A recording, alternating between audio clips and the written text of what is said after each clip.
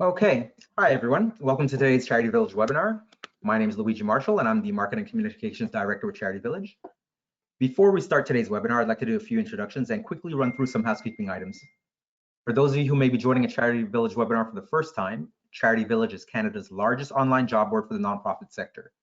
In addition to our online job board, organizations can also post volunteer positions. So if you're looking for work or to recruit talent in the sector, Charity Village is the place to start. We also have a ton of excellent resources for nonprofit professionals, including online courses, articles, fundraising tools, and free webinars like the one we're presenting today. Before I introduce our speaker today, I'd like to point out that you may have noticed when you joined the webinar today that you were automatically put on mute. Since we have about 1,000 participants on today's webinar, it is important for us to minimize the amount of background noise so everyone can clearly hear the presentation. But you can still ask questions and make comments using the question box at the bottom of the GoToWebinar control panel. Look for that at the right of your screen. We will be taking questions at the end of the webinar, so please submit your questions as you think of them, and we'll do our best to get to as many as possible. You can also email your questions to webinars@charityvillage.com. If you happen to encounter any technical issues with the webinar, whether with viewing the presentation or with the audio, please let us know in the question box or by sending us an email. We'll do our best to get any technical difficulties resolved as quickly as possible. But in a worst case scenario, please remember that we are recording today's webinar and we will send you the full recording by email, most likely this afternoon or by tomorrow morning. So if you get called away or disconnected, you'll still be able to view the full presentation. And with that, I'd like to welcome our presenter today, Sarah Albo, Certified Workplace Mediator and the founder of Novel HR. Welcome. Thanks so much, Luigi. Hi, everyone. Thank you so much for being here today. While we're getting started here, if you want, go ahead and say hello in the chat. Let us know where you're joining from, and if you struggle with emotions and conflict, give me a "that's me" in the chat. I won't be able to see the chat while I'm presenting, but Luigi and Mercedes are going to monitor that for me. Thank you. They're going to keep an eye on questions. Please feel free to ask those at any time. We're going to try to address them as they come up if they're related to a particular section. Otherwise, we're going to get to a couple at the end.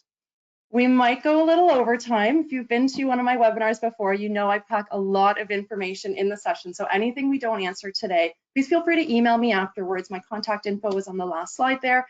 Not to worry, the slides and recording are coming your way. If you've been in one of my sessions before, you also... Oh, I have feedback there. We good? Okay.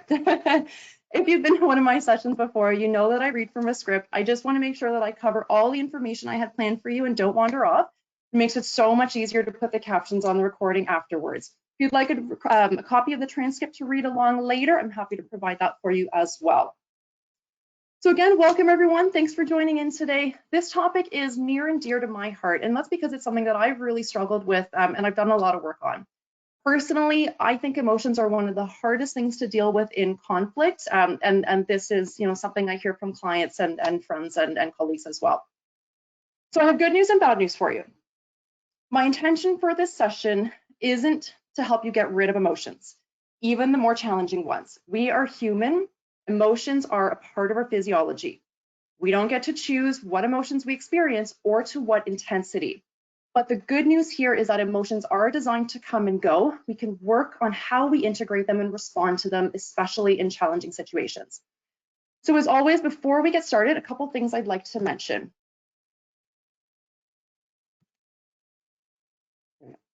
First, I'd like to acknowledge the land I'm speaking to you from today is the traditional territory for over 15,000 years of many nations, including the Mississaugas of the Credit, the Anishinaabe, the Chippewa, the Haudenosaunee, and the Wendat peoples, and is now home to many diverse First Nations, Inuit, and Métis.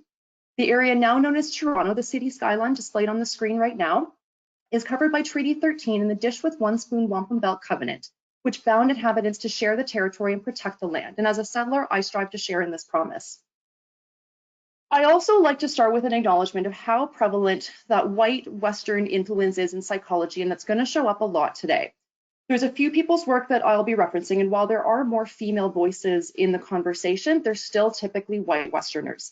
And emotions are not a white Western concept. Everyone experiences them. Different cultures have different ways they're integrated, demonstrated, and even defined and understood.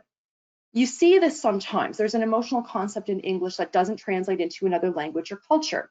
And concepts found in other cultures aren't necessarily something we identify in English or North American culture. So the expression of emotions and their importance differs across cultures too. Even the ideas that there are universal emotions or facial expressions, that's Western concepts. So again, a lot of what I'm going to be talking about here today does come from that white Western background. So if something isn't resonating for you, I totally respect that. And as always, please take what's useful for you. I like this quote from Paul Ekman. Emotions change how we see the world and how we interpret the actions of others. Because emotions are a deeply personal experience. And I'm going to be talking about things that you can do, but it's not to say that it's a you problem. Your emotional reactions may be in response to systemic issues in your workplace. Whatever emotional experience you're having is valid, and it may not be something that you're solely responsible for addressing. Like if there's bad behaviors, that's BAHD, bullying, abuse, harassment, or discrimination happening in your workplace, of course emotions are going to be involved, and you may need support outside of emotional work, like HR or legal support. So when I talk about emotional processing, that's one tool, but it's an individual's tool, may not be useful in every situation. You might also notice I'm not going over emotional intelligence today as a concept. That's Daniel Goleman's work, and you can read through that if it's of interest to you. What I'm going to talk about today has parts that are related to that. I'm just not following that framework. I'm pulling from a few other researchers and involving conflict resolution frameworks. And on this point, there's no one theory of emotions or one best practice. As with much of science, it's the best information we have at the time, and there's not always agreement on it. And if you're struggling with conflict right now, especially an emotional one, I might make some of this sound really easy today, and I know that it's not, especially when you're in the moment.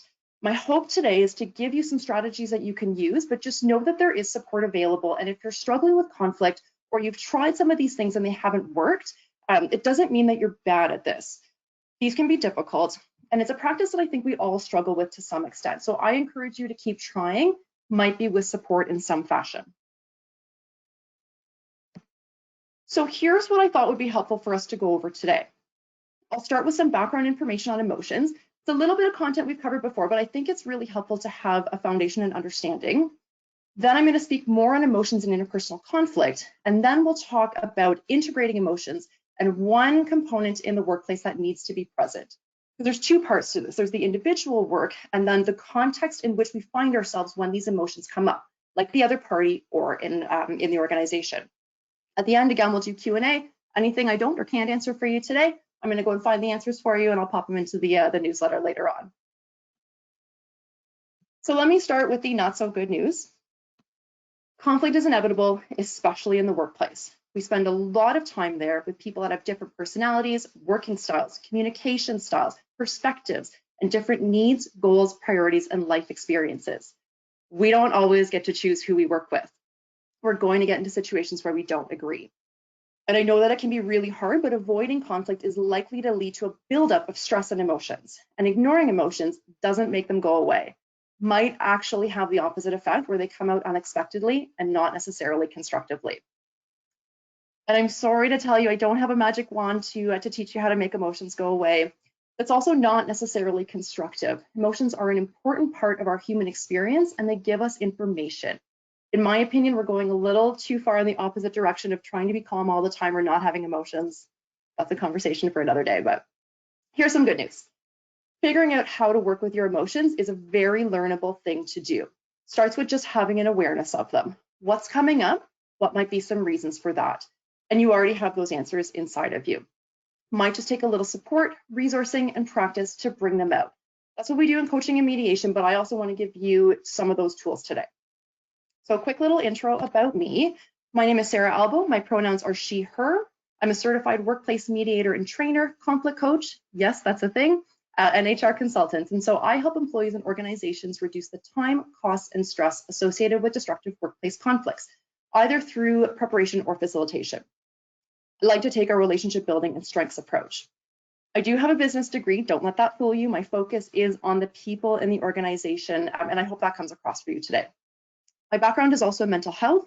I will be bringing in tools from different psychotherapy modalities today. And I also do a lot of neuroscience research. I recently did a micromaster's in psychological neuroscience. A lot of the content today is from my thesis on emotions and conflict resolution.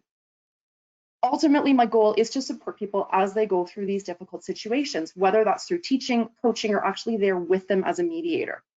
Because I've been through prolonged workplace conflict, and I can attest to the damage it does both mentally and physically. And it's the reason I was drawn to this work in the first place and why I advocate for mediation as a tool in workplace conflict resolution.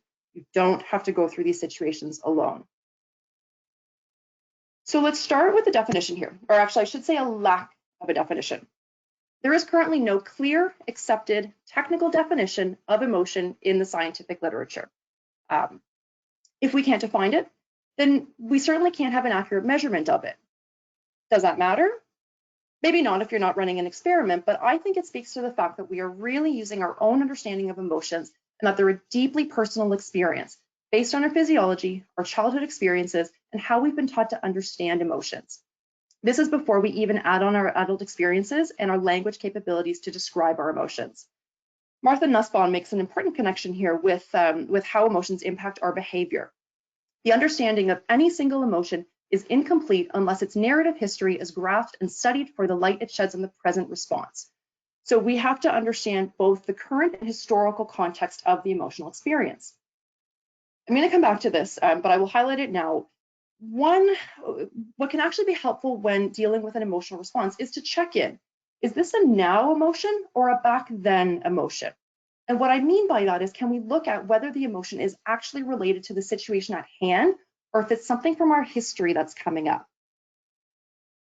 I'm going to give you a pretty technical definition from neuroscientist and author Antonio Damasio. He considered emotions a patterned collection of chemical and neural responses that is produced by the brain when it detects the presence of an emotionally competent stimulus, an object or situation, for example.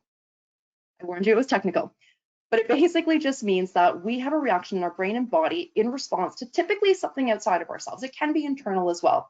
But I'm going to explain a little bit more in a minute some components of that.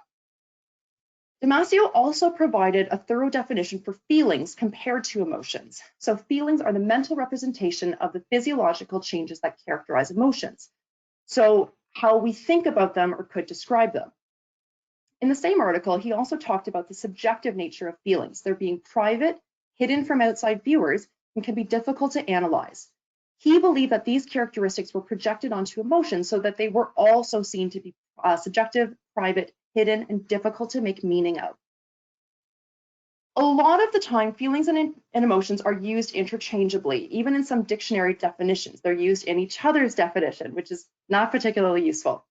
For our purposes, I think it's important to distinguish between them for the reason that one's a reactionary response that we don't really have control over, and the other is bringing up the story around this.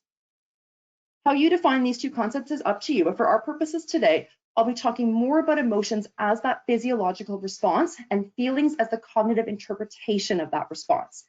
And this is going to be helpful for us because I'm going to go over some tools to help with that physiological and stress response, but I'm also going to talk about dealing with our cognitive interpretations as well. So there's three basic components of emotional experience: behavioral, cognitive, and physical. The behavioral component can be considered communicative. So it's how the emotional experience is expressed. It can be verbal or nonverbal behaviors, intentional or unintentional communication, might be affected by the culture in which we associate or in which we find ourselves. The physical component is our bodily experience. So the way the emotion makes us feel in our body and what makes the experience compelling or real for us. That's also linked to our identity because it requires a sense of self, which is also what makes it compelling and potentially something that leaves a mark. The cognitive component deals with the role of our mind in the emotional experience, including the way that we appraise the situation in a way that's relevant to us. This can be considered what predicts emotions. So, for example, challenging emotions arise when we perceive something to be interfering with or blocking our ability to achieve our goals, needs, or expectations. So we think something's blocking us and we have an emotion around it, whereas more enjoyable emotions result from achieving our goals or receiving unexpected gains or benefits. We might also have attributional tendencies similar to our biases that might influence the likelihood to which we skew more positive or negative in our interpretations of our emotions. And so while all three of these components are related to how emotions impact conflict, it's our cognitive appraisals that most impact our willingness to address the situation. So if we incorrectly attribute someone's contribution to the conflict as being destructive, we may have a harder time trying to come to a resolution with them. So just an example in the workplace, if you think somebody is deliberately trying to sabotage your work, you're likely to be angry, and that's going to impact how you show up in the conflict. If you can try to look for alternative explanations and don't immediately go to a judgment like that, so we're approaching this with curiosity, it can be easier to find ways to move forward. Here's another way to look at these three components from cognitive behavioral therapy. You might have seen this before. It's called the cognitive triangle, and it's showing the process relationship between our thoughts, emotions, and behavior with the potential impact of a precipitating event or situation. So something's happened. This diagram used to be linear, with the situation preceding our thoughts, which led to emotions, which led to behavior. But more recently, we're now seeing the arrows go in both directions. So any of these things can impact, any of these three things can impact the other, and the situation can also be the starting point for any of them. And I think that's an important part to note. There's a little bit of a chicken and egg thing going on here, like which came first. Typically, you'll actually hear it as the emotions coming first, as that's the physiological response, and that's what's being signaled in the brain. What I think is important here is the interrelationship between all of these three components. And let me talk more about that next in the context of our fear responses. So fear is one of the main emotional responses that come up in conflict, and that's because it's a threat response. One of our oldest brain functions because it's directly related to our survival, and the same goes for many animals and organisms. However, when we're talking about workplace conflicts, I'll say on average, we're not talking about survival in an immediate life or death sense. I do recognize this can be a high stakes situation. I'm not trying to minimize anything here, but the things that stress us out compared to our ancestors have changed dramatically over the years, but our stress response hasn't. And what I will say about this is that historically, interpersonal conflict could be life or death. Back when being a part of a community was critical survival, like you couldn't survive out in the world on your own, threats to this kind of belonging did have a huge impact. So this is built into our physiology and makes sense why interpersonal conflict can bring up a lot of fear for people. So the main fears that I hear from people when talking about workplace conflict, it falls into four groups: the fear of getting hurt, fear of hurting the other person, fear of things not changing, fear of things getting worse. And so you can see from these categories that this fear is an anticipatory response. So we're afraid of something that hasn't happened yet. And it's one of the reasons avoidance is such a common response in workplace conflict. We don't want this thing that we're afraid of to happen, so we just avoid it. And so the responses that we see to fear in interpersonal conflict are very much similar to our evolutionary responses that encourage behavior appropriate to the situation to ensure survival. These are the fight, flight, freeze, or please, or it's also called fawn or fold response. To be honest, I would like to refer to these more as reactions than responses. Typically, we use the word reaction to imply that it's not a conscious choice that we're making, whereas choosing to respond is that conscious choice. I will go with the current terms on this one. So the fight response is one that we would use if we have the potential to win and no other options are available. The flight response, where if there is an escape route available, we're likely to take it. The freeze response is where we basically become immobile, like staying as still as possible to avoid being seen, or in some cases where our systems are just shutting down functioning for protection. And then the please or the fawn response, it's a newer addition to the stress response written about by Pete Walker, and I believe this came out of his work on complex PTSD, where the person enters more of a codependent state to ensure safety by merging with the needs of others. Just a quick point on codependency here. It seems to come a lot in a negative way these days, and I think there's a bit of a relationship there with our Western hyper-individualism. There's nothing wrong with wanting to meet someone else's needs, but as a stress response, we're talking about this being to the extreme and to ensure safety at the expense of our own needs. There is some more context here with all four responses, where different responses are used depending on the environment and not necessarily the stimulus. Like if there is a clear escape route available, one is likely to use that over another response. There are actually two more responses added. I haven't done much research on these at this point, but for the sake of giving you some updated information, researchers have also added flood, which is experiencing really intense emotions in the face of a threat. It's also called emotional flooding or emotional dysregulation. and fatigue or flop, which is being tired or sleepy in response to a perceived threat, like kind of like exhaustion. And so the stress responses are problematic in conflict because none of these options are particularly conducive to resolution. Fighting brings us to a win-lose mentality. Flight means the situation will not be resolved at the time, could impact the other person's willingness to return to the process later. Freeze, flood, or flop doesn't allow us to handle the situation at all. And freeze almost ensures that we will not get our own needs met, potentially leading to resentment and further conflict. So we want to try to move past these initial responses so that we're able to better assess the situation and how we want to and are able to move forward. So how do we do that? Let me give you a couple tools here that you can use for these immediate reactions or physiological emotional reactions when they happen. First one here comes from Dr. Andrew Huberman's podcast, the Huberman Lab. I don't know that he came up with this, but he talks about it a lot. He recommends the physiological sigh as a way to reduce stress or anxiety. Please check with your doctor before attempting this if you have any heart or breathing difficulties. But it's just 2 deep inhales through the nose, followed by a long exhale through the mouth. So it's consciously controlling your breathing, keeping it slow, telling your brain things are safe and so that I can relax. My 2 inhales there were pretty fast. So just a point on that. Heart rate doesn't catch up right away. Doing 2 to 3 repeats here should help to move you out of an arousal state. And I personally don't see anything wrong with doing this in a conversation if you feel like you've been activated, but you could always do it somewhere private if you know you have a conversation coming up. Box breathing or a 4-7-8 breathing is another variation of this, but it's really just about like a focus on the breath and slowing it down.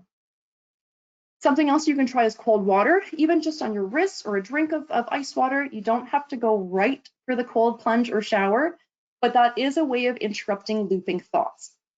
So cold showers have been shown to produce endorphins, which are basically the feel-good hormones in your brain. So that's another reason why they're helpful here. 2 tiny little changes of your body that you can do in the moment are a half smile, so just turning up the corners of your mouth a little bit, or opening your hands. This one is a little bit easier when you're sitting, but these are both subtle shifts in body language that not only signal to your brain that you're okay, but they also signal open body language to the person you're talking to. It's a big difference from sitting with your arms crossed and looking tense or closed off.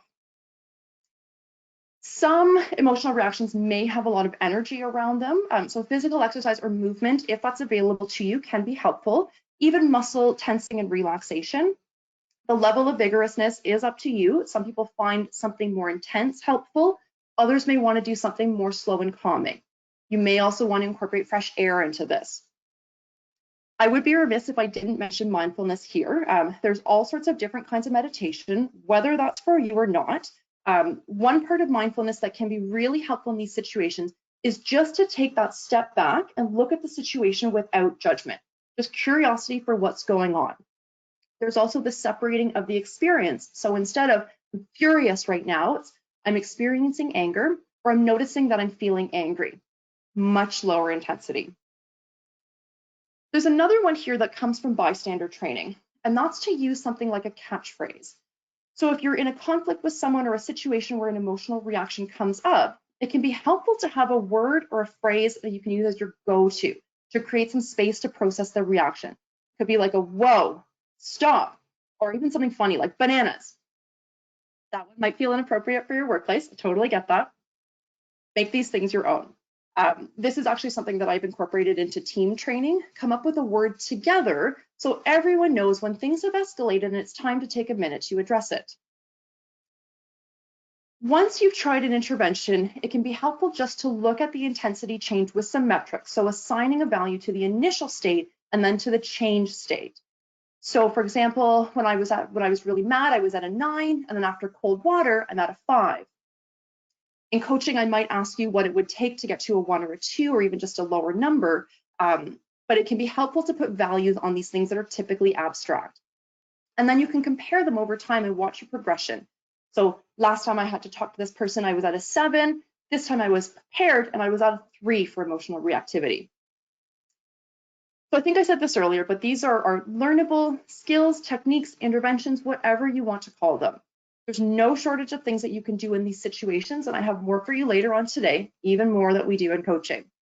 But you're not resigned to be emotionally reactive if it's something you want to work on, but it is a practice. And I will tell you, the other thing that can be really helpful in the moment is when you've got a mediator in the room that can work with you on this. Give you space to take a moment when you need it, have a private conversation to help you process what's going on, help you refocus back to resolving the conflict. I know this isn't always available, but if the conflict has escalated and it's something important in your workplace, mediation is a worthwhile consideration. So why do some people seem to experience more emotions than others? If you're having emotional responses, this is normal, even if they seem like they're disproportionate to the situation. Some people are more sensitive to emotional stimulus. Some have more intense emotions. There's a study showing that some people feel emotional pain to the same degree that they would physical pain. There's also something called rejection sensitive dysphoria, which is something that may occur in ADHD or borderline personality disorder, but it's where people feel an extreme pain from rejection or potential rejection. Sensitivity might be combined with more impulsivity and sometimes difficulty with effectiveness. And by that, I mean organizing what someone needs to do to achieve their goals or communicating in a way that gets the message across the way that they intend. And so sensitivity to emotions and impulsive reactions to them is something you see come up in neurodiversity, which is a really broad category and umbrella term. So I'm certainly not suggesting that this is everyone, but I do want to highlight that there can be a biological basis here. These can also show up as a response to trauma, so an adaptive biopsychosocial response as opposed to a genetic one. And I will include experiences of marginalization or racism here as well. So if an emotional reaction is seeming out of proportion to the conflict at hand, this is something to check out, and it might be with a trained trauma professional or what you feel is appropriate within your culture. This one is out of my scope, however, though. There may also be a social basis where someone's environment can make it hard to regulate emotions. This could include invalidation or an environment that rewards extreme emotions, like a child with an extreme emotional response just to get any attention. Some people just weren't taught how to regulate their emotions. Some people believe that emotions are bad or weak, so they try to avoid them altogether. You might see this even with like toxic positivity. And again, this is pretty common and comes back to that Western approach where we might even be conditioned to close down at the first time of any uncomfortable emotion, things like anger, fear, grief, injustice, shame, or sadness. We might have learned to shut down to protect ourselves. So I'm not trying to say that all neurodivergent people or those who've experienced trauma are going to be overly emotional or the opposite, shut down. I'm just trying to highlight that emotions are involved in the conversations here as well, and not everyone experiences them in the same way. And there's both a genetic and experiential basis for this. I'm gonna take a quick water break here. Luigi, we're about the halfway point. Any questions coming up that we wanna handle now?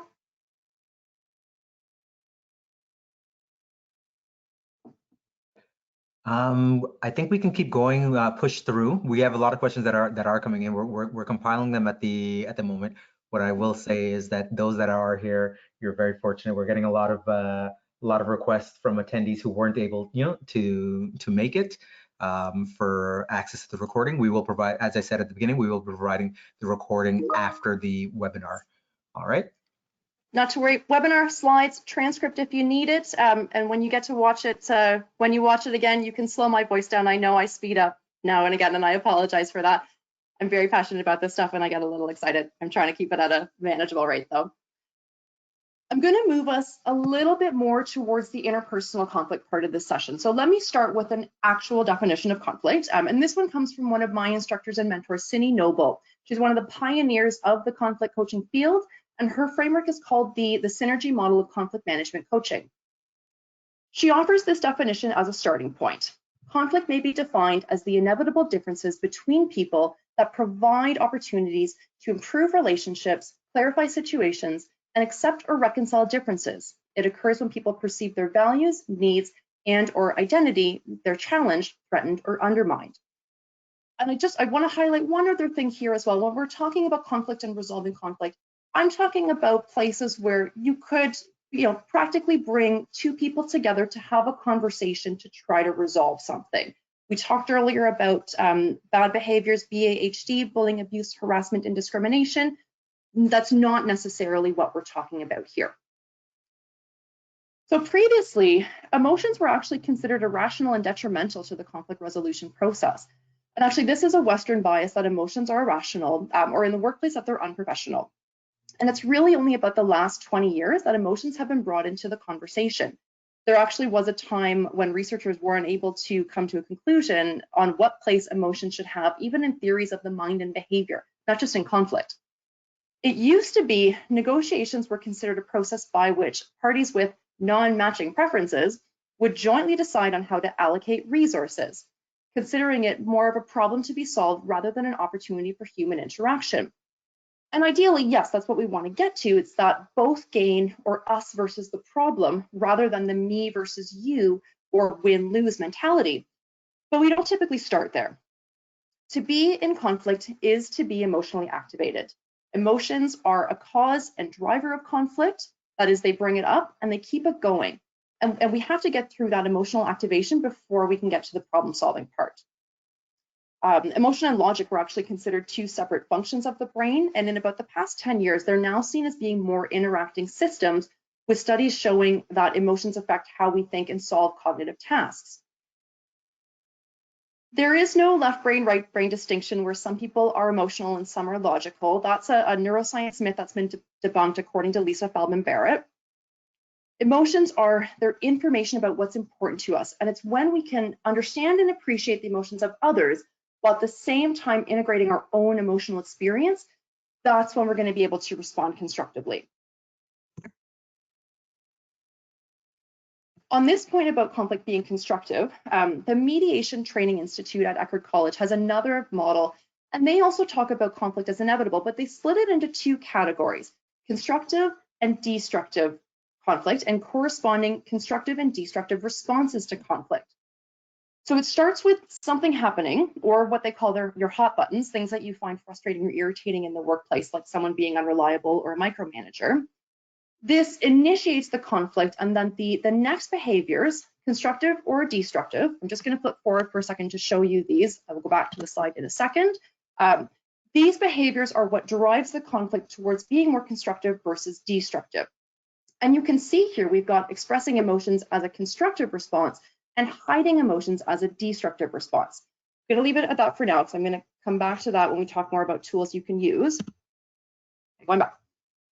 When a conflict is constructive, it's more task-focused, problem-solving, teamwork-oriented. This is that us versus the problem mentality, and things are, it's easier to resolve them.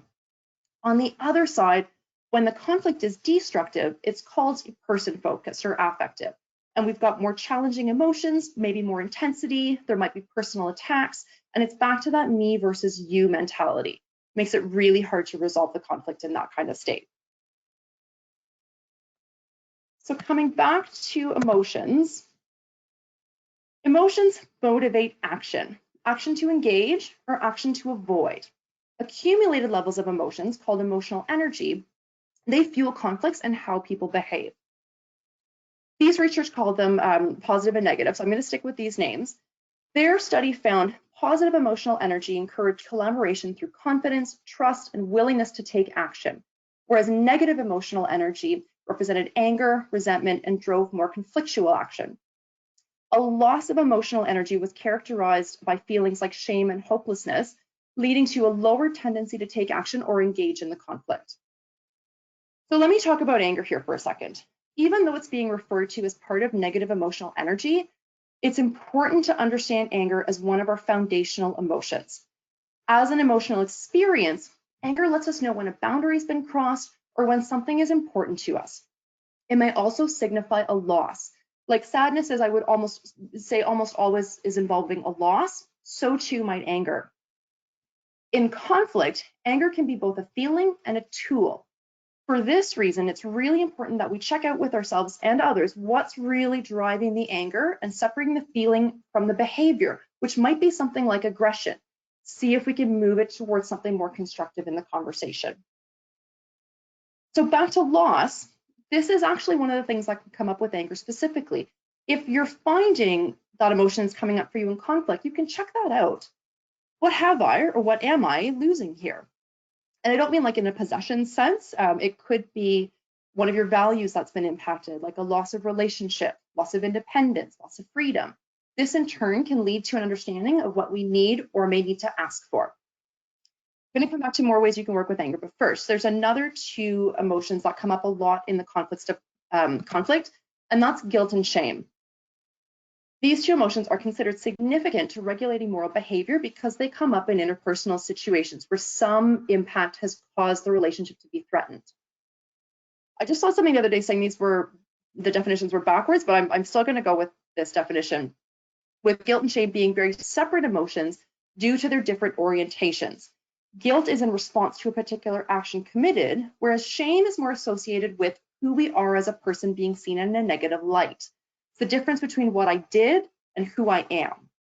There's a study from 2012 where researchers found that people who feel guilty experienced less emotional distress and anxiety and focused more on how their actions impacted the other person, motivating them to try and make the situation better by admitting they had caused harm, apologizing, or engaging in another form of repair.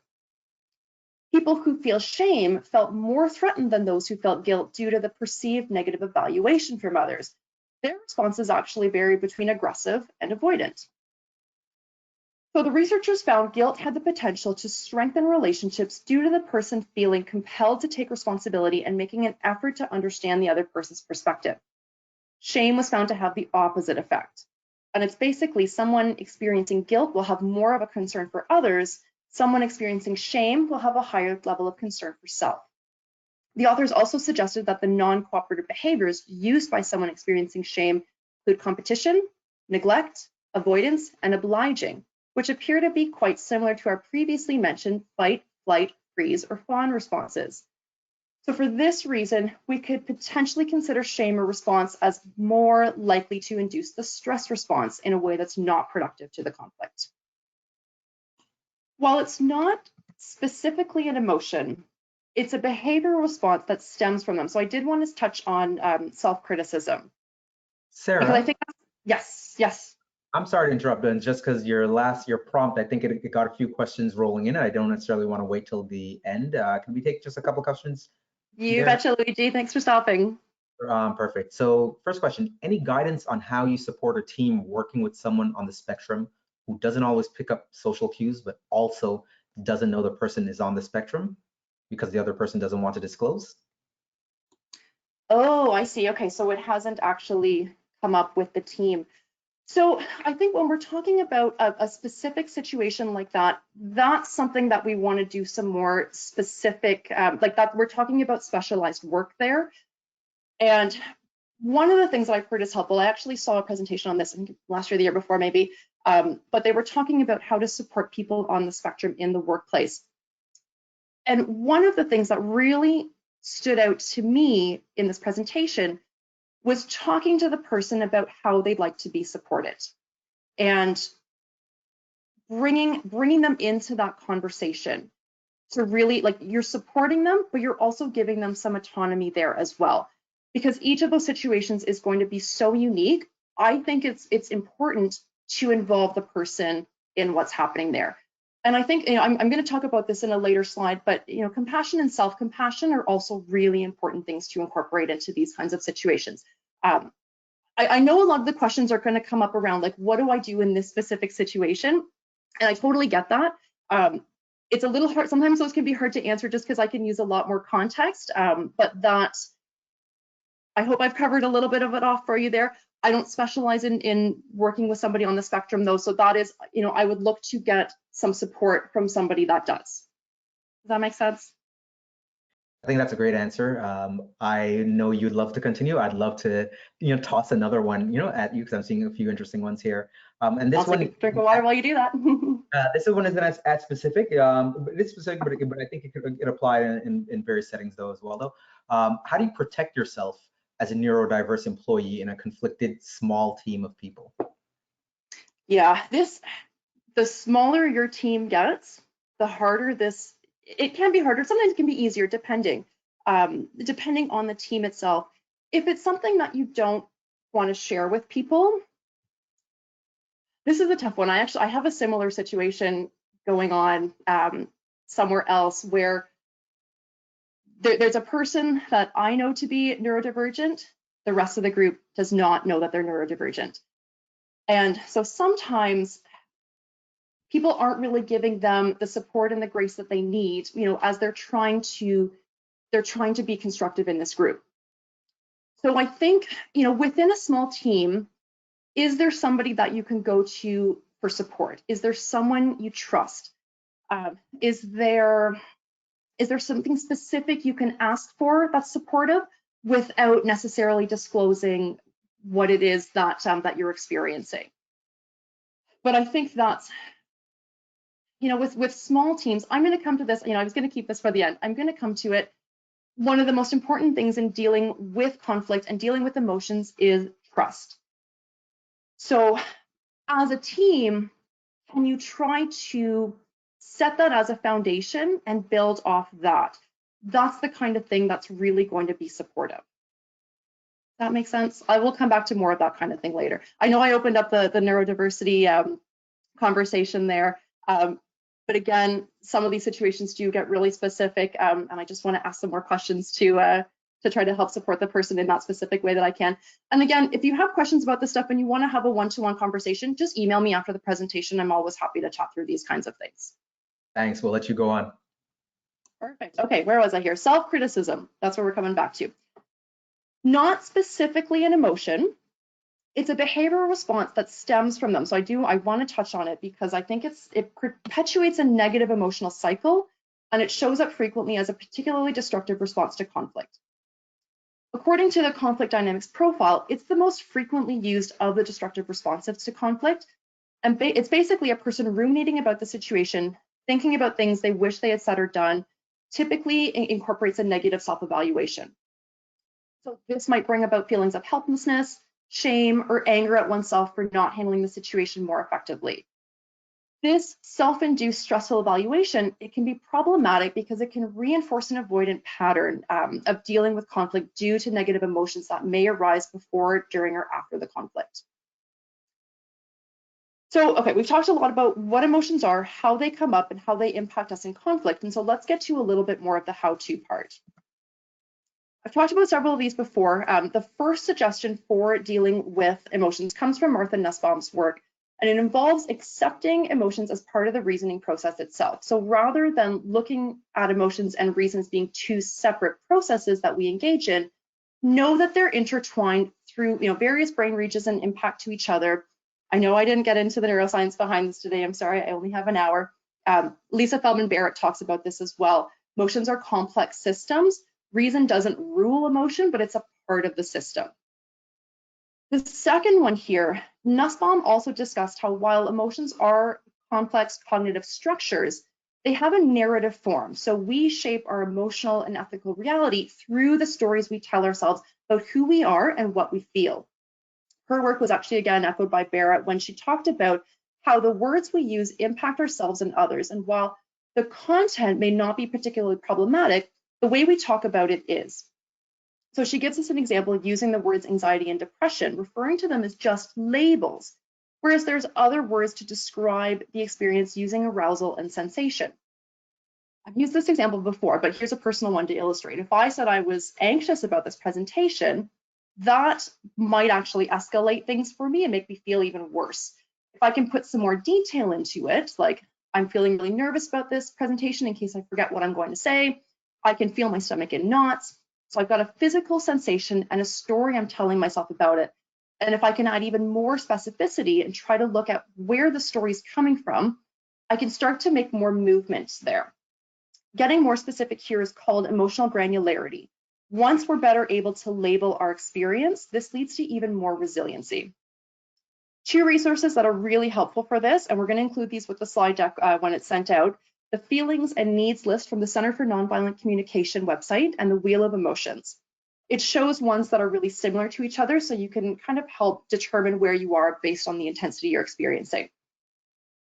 These actually show up in dialectical behavior therapy as well, where you'll have a primary emotion like anger, and then more specific descriptors of it like annoyance, exasperation, or grumpiness. Very different nuances of it. And so this is actually a really helpful way to deal with anger, where you try to add those layers of nuance to it. So if you're feeling angry and you've named that, ask yourself, and what else? And try to come up with 2 additional emotional descriptors of your experience. So that might be, so angry that I have to work late again tonight. And maybe you add, I'm frustrated that I've had a hard time communicating with my boss around this. And I'm sad that I'm going to miss family dinner again. Teasing apart those layers can help to bring the intensity level down. And if you're not doing this in conversation with someone, I highly recommend journaling here, just to get the process out of your head. And then in coaching, we go from there to look at what would you have liked to have happened or do differently, then looking at some action steps that you could take. Another technique that I find so helpful is using the phrase, the story I'm telling myself is. And that's for 3 reasons. Number 1, it puts some space between emotion and narrative, which creates more room for us to respond rather than react. 2, it gets away from something being a fact. It's reminding ourselves that this is a narrative that's happening for us and not necessarily a truth. The 3rd reason is that if you use this statement with someone else, like in the conversation, you're not making an accusation about something, you're describing your experience, and that can help to reduce the potential for defensiveness. So this is part of the name it to tame it philosophy, but we want to be conscious of the narrative and the words that we're using so we're better able to understand our experience and by extension how it may be affecting others, which is critical to conflict resolution. Another way of naming the emotion in conflict comes from nonviolent communication from Marshall Rosenberg, and that's using because I when explaining our emotional state to someone to be very clear on how we're impacted, taking responsibility for our emotions, and avoiding placing blame on the other person. An example of this technique would be instead of saying, I'm angry because you're late, you could try, I'm angry because I needed information from you before that meeting and I wasn't able to answer a few questions. This also provides an opportunity to get clear on what we need or needed in the situation, which can be a step towards resolving a conflict through communicating this to the other party. In the conflict dynamics profile report, that's actually where I start in coaching. So you have a sense of what your constructive or destructive behaviors are. Expressing emotions is considered to be a constructive response as it enables more effective communication through helping the other person get clear on our emotional experience. So reducing ambiguity. Demonstrates honesty, that helps build trust, and it gives the other party an opportunity to hear and reflect back their understanding of our experience. I mentioned this before, but to develop this response, they suggest being clear on the emotions, why they're coming up, and how specifically they're being impacted by the other party. Being prepared to express the emotional experience clearly and specifically, and asking for clarification or feedback to confirm a mutual understanding. So naming the emotion is what's called implicit emotion regulation, where we're just acknowledging it. We're not actively trying to change it. And the last one here, explicit emotion regulation, is that attempt to reframe or change it. Might include behavioral or physiological interventions like visualization or breathing exercises, temperature change. We talked about those earlier. Les Greenberg, one of the founders of emotion-focused therapy with Sue Johnson, talks about changing emotion with emotion. So that uses a prescribed sequence of emotional states to move towards a resolution. Basically goes from a dysregulated state, not really knowing what the emotional experience is, doing some work to uncover that, and then moving through some of that emotional granularity to come to a place of understanding and acceptance. One of the things they point out is that if there's fear and shame coming up, there's 2 parts underneath those emotions, a core unmet need and a negative evaluation of oneself. We talked about that earlier. So they would separate these things and identify them individually and introduce contradictions to challenge those negative evaluations. Another tool from dialectical behavior therapy involves checking the facts. Does your emotional reaction fit the facts of the situation? No judgment here, just curiosity around the experience and if our thoughts and interpretations are impacting our experience. It involves looking at our assumptions, including if we're assuming that there's a threat.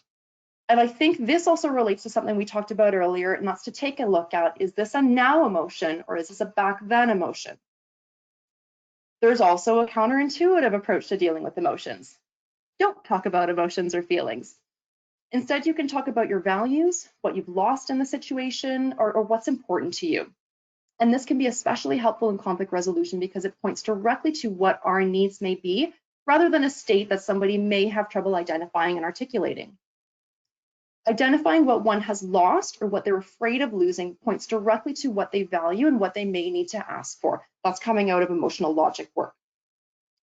So emotional processing can be overwhelming. So I do encourage you to do what's within your capacity, and that might be just little bits at a time and with some support. So some of the tools we've talked about are before and some are during. And I will say this about working with emotions in conflict. Preparation can be your most important tool. Whether that's some of the physiological strategies, taking time to understand some of your typical responses, anticipating responses or what might set you off, preparing what you'd like to communicate, practicing that, bringing notes with you to the conversation, whatever it is. It's actually the work that you do before the conversation that's likely to have the biggest impact for you. We can't control the conversation, but we can do some work first to increase our capacity and our confidence. I've used this quote before. I love this one, and it's going to lead us nicely into our next section. But an important tool in dealing with emotions is self-compassion. This is crucial for dealing with difficult emotions like shame and interrupting destructive behaviors like self-criticism. So this quote from Martha Nussbaum is a reminder about this in terms of how we address our needs and them not being met. That they, humans, are the only animals for whom neediness is a source of shame and who take pride in themselves to the extent to which they've allegedly gotten clear of vulnerability. Self-compassion for our human experience and our needs is critical for incorporating our emotional experience, especially when it's difficult. So let me move away from the individual experience and more towards what you can do in your organization. So I was doing a little bit of research for something unrelated a while back, and I had a bit of a light bulb moment. When we're having an emotional reaction, there's likely a breakdown of trust. So I'm going to move us towards this concept, especially as it relates in the workplace, because at an organizational level, if you build a foundation of trust, you get out in front of a lot of destructive conflicts and potential emotional reactions. So this next section is coming from Charles Feltman's work. He's got a book called The Thin Book of Trust, and his definition, I think, is pretty profound. I think Brene Brown's referenced this. He defines trust as choosing to risk making something you value vulnerable to the actions of someone else. And if this isn't necessarily a yes or no, or a one thing or the other, trust exists on a continuum and it's contextual. It's different across people and situations. So Feltman talks about it in the workplace, where his research and experience has shown time and time again, when there's interpersonal conflict, politics, inability to get things done, or they're staying the same, people not caring or having negative attitudes, they're almost always traced back to a breakdown in trust and are accompanied by some of these challenging emotions.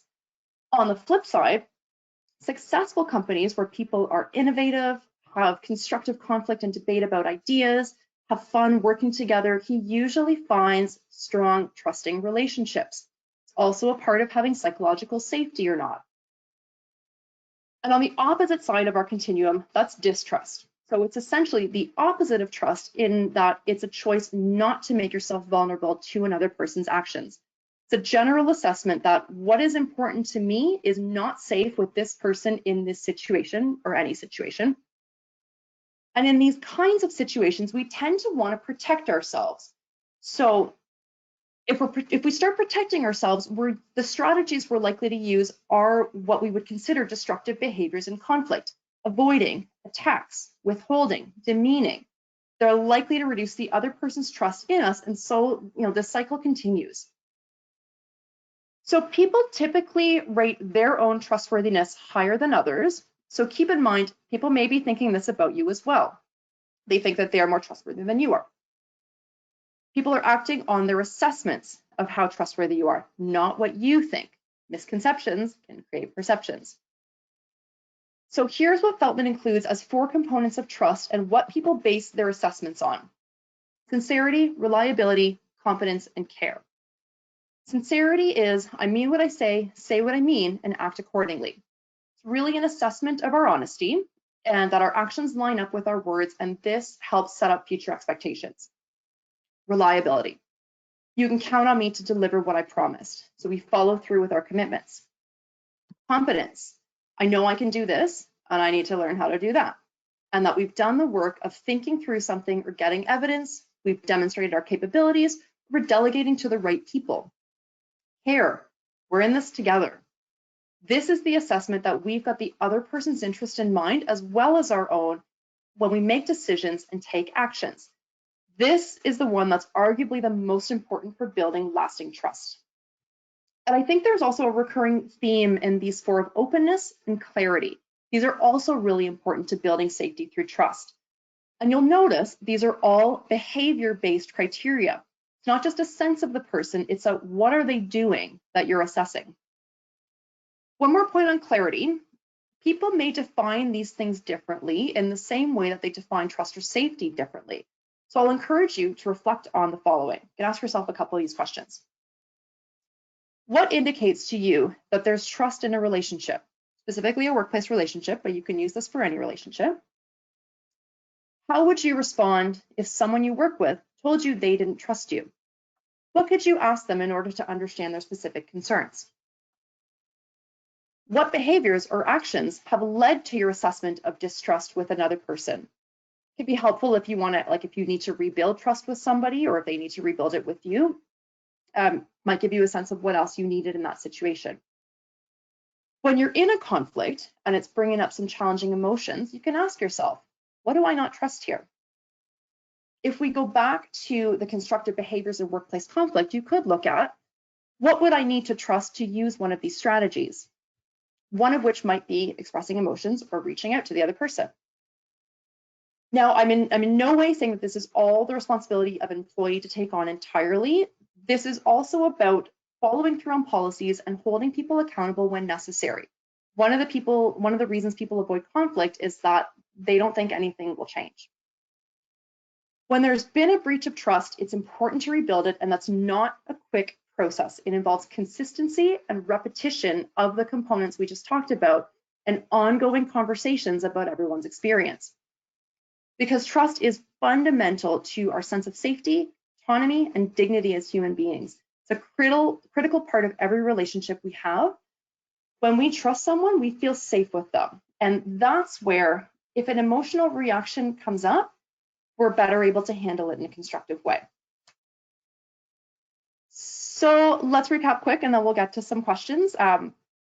Emotions signal the presence of events that have potentially major implications for well-being, specifically important threats and opportunities in the environment, something that's going to cause the individual to focus on concerns that require immediate attention. This also involves the thinking process, how we feel about what's happening. Whatever elicits the emotional response, that's got to be of importance to the person experiencing the emotion. So this is to say, we don't typically get emotional about something we don't care about. This is important to our conversation on conflict, where we might see many strong emotions, so they can be considered markers of what's truly important to someone and need to be explored further. Since we can't avoid either our emotions or our conflicts, or our emotions in our conflicts, the better we are able to identify, acknowledge, and understand our emotions, the better we will be able to use them constructively when the situation demands. Our emotions are a fundamental part of our physiology. They've evolved to protect us from threats. Conflict isn't always a threat.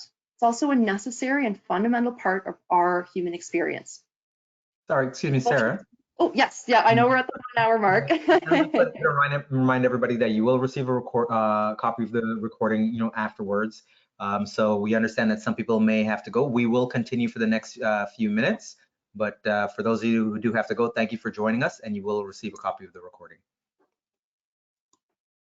So just one last reminder before we get to some questions here, and while we're finishing up, if you want to go ahead and pop into the chat, share with us what you're taking away today. What was helpful for you? Give me a second, Luigi, then maybe you want to read a couple of those out, and then we'll do some questions. But again, I want to remind you, you don't have to go through this kind of thing alone. If you have a hard time working with your emotions in workplace conflict, reach out for help, whether that's someone you trust within your organization, colleague, manager, HR representative, or outside of it with a conflict resolution professional, or just someone else you know. There is help available for this kind of thing. So again, thank you so much for being with us here today. I hope this was helpful for you. And I'm looking forward to hearing some questions on what you're taking away today. All right, so I have a question here for you, and I think I know, Sarah. It might be that you might have to dig deeper, into the specific situation with that individual. But the question here is, do you have any advice for helping explain integration, expression, and action to organizational leaders without making them feel insulted about their emotional intelligence or triggering their fight or flight response? Got it. Start. Just give me the beginning of that question again there. Advice for helping explain integration, expression, and action to organizational leaders. Got it. So there is, one of the things that I've stayed away from today is, sometimes I use stats on this kind of thing, sometimes I don't, but there is actually quite a bit of research quantifying, the cost of conflict, time taken away from the organization, that kind of thing, and like how people are impacted by it. That's one way that you can explain things to leadership in your organization. If you need to build a business case for this kind of thing, what you can do, I popped something up here. I have a few extra slides at the end, so I thought they might come up in the questions here. I'm going to give you a bit of a script for some ways of kind of how you can approach these conversations. One way you can do this without going to someone and being like, hey, we should all talk about our emotions because it's great for the workplace, that might not be helpful.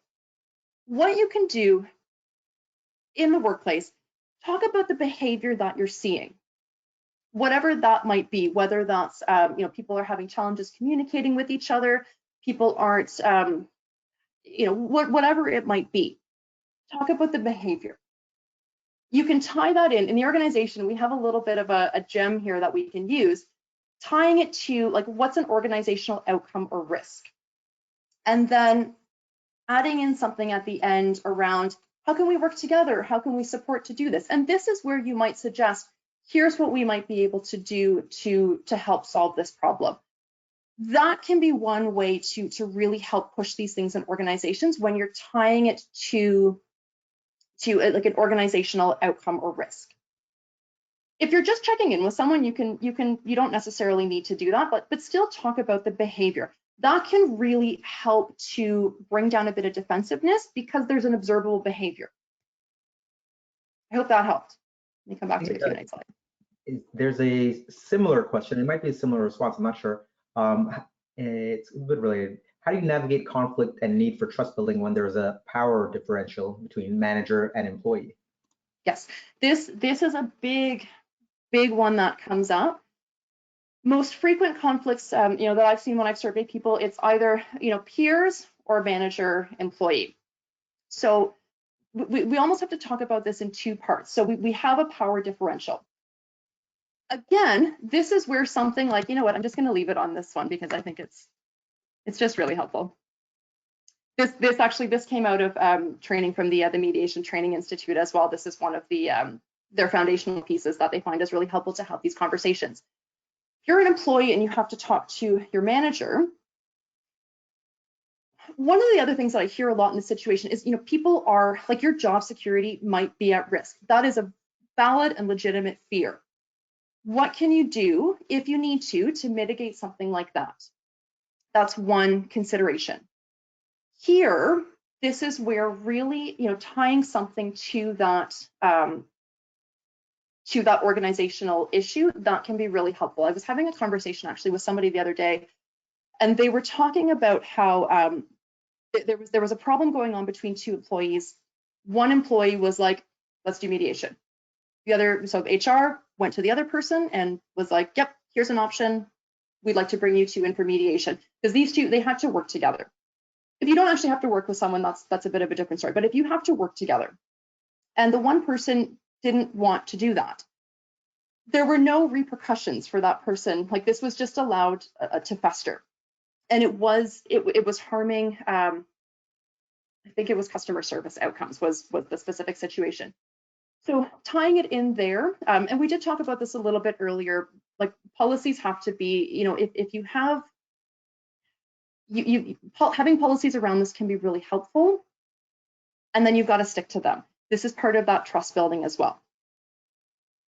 If you don't have trust within that relationship, this can be a really difficult thing to address, and I totally respect that. So just being really, really prepared, having the points that you want to, the things that you want to go across, and what you think that what are their concerns? How might they have been impacted? Having some idea of what's going on at their end as well. And sometimes it's just your best guess, and that's fine.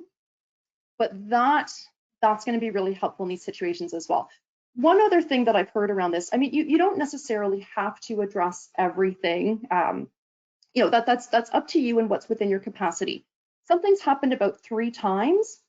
I can't remember where I saw this from, but this isn't just my idea. If something's happened 3 times, then you want to think about addressing it. But how you do that, keeping in mind that there is that power differential, can be really tough. On the flip side of that, then, if you're a manager, try to keep that in mind, that you have a power differential there. So what you're saying to somebody can be impacting their job security. Try to do that with some care and consideration. And this is also where this example can come in really handy, because you know, it's not a personal attack. You're talking about a behavior, tying it into an organizational outcome, like why is it relevant, and then support on how you're going to work together for it. A very long answer for you, I know. What else have we got, Luigi? We have others. I didn't know if you wanted to go with the ones that you have there, or so one of the that's here is, do you have any tips for monitoring conflict resolution or ensuring that your employer continues to monitor it? So, okay, I'll answer this in a couple different ways. Sorry, 2 different ways, and it's really about checking in with people. One of the things I did, I had a mediation I did last year. It was with 2 employees. They were basically same level. One was technically a manager and the other one wasn't, but they worked really closely together. We set up I shouldn't say we, I facilitated this, they set this up. They made an agreement of what they wanted to do to work together going forward. And so, you know, we had it in a Google Doc that they took ownership of, listed out, here's what we're going to do, and here's what we're going to do if something changes here.